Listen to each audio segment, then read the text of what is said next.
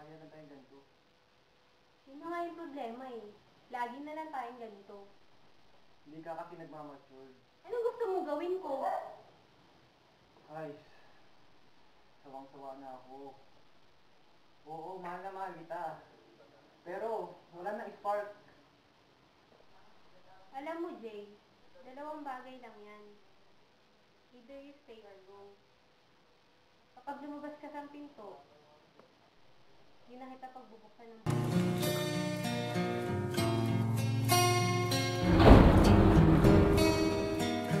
Ako si Jam.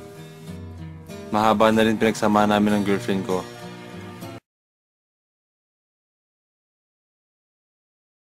Hindi ko alam kung bakit kami nagkaganito.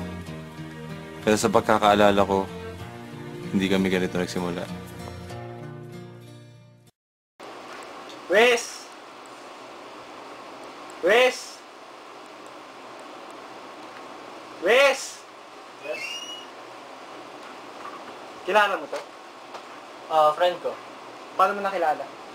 Nung isang araw lang. Paano? Hindi ko alam. May number ka nito? Wala eh. Sa Facebook ko lang nakilala yan. Oh.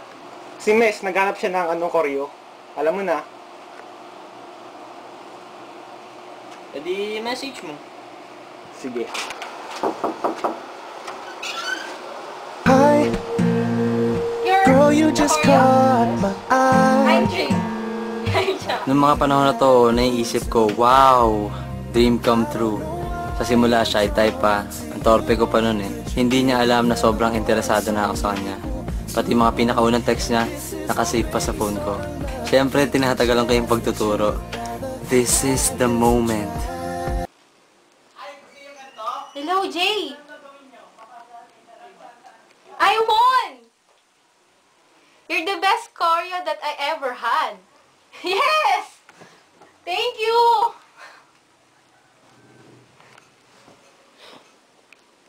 Ang first date, syempre nasundan pa ng mga kasunod. Getting to know each other stage. Araw-araw gusto mo siya makasama.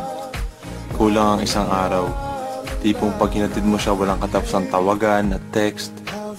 Hanggang pagtulog at paggising mo, siya agad na nasa isip mo. Sa madaling salita, siya ang mundo mo. Pati mga cheesy lines na alam mo, ihirit mo na. Wala kang pakialam kahit corny. Pag in love ka, in love ka.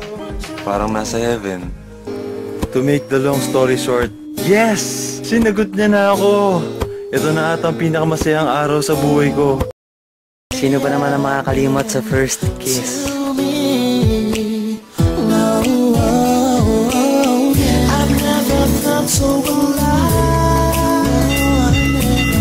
Sundo at naging maganda pagsasama hanggang umabot na kami ng first year anniversary. Ang bilis ng panahon. Ang babaeng dating pinapangarap ko lang, ngayon, she's my life, she's my world, my universe. The next thing I know, isang taon na kami nagsasama. Lumipas ang mga araw, buwan, taon. Halos lahat na ata na nangyari sa buhay namin, nakwento na ng bawat isa. Wala nang hiyaan.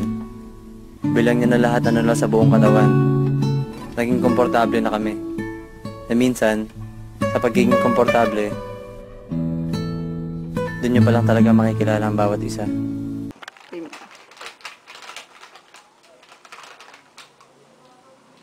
Ginagawa mo. Kuha na, Mika. Kanina, tinatanong kita kung gusto mo kumain. Sabi mo ayaw mo. Seryoso ka? Bigat lang yan, Jay!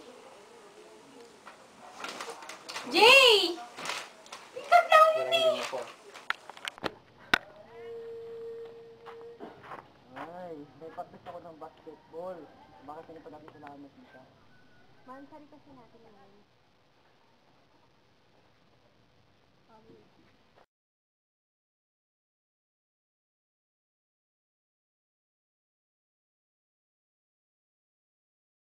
Kawawa ko, sila rin. Sila rin. Ay, talaga. Puyat. Ito sila. Oo, kakain ka lang. Jay!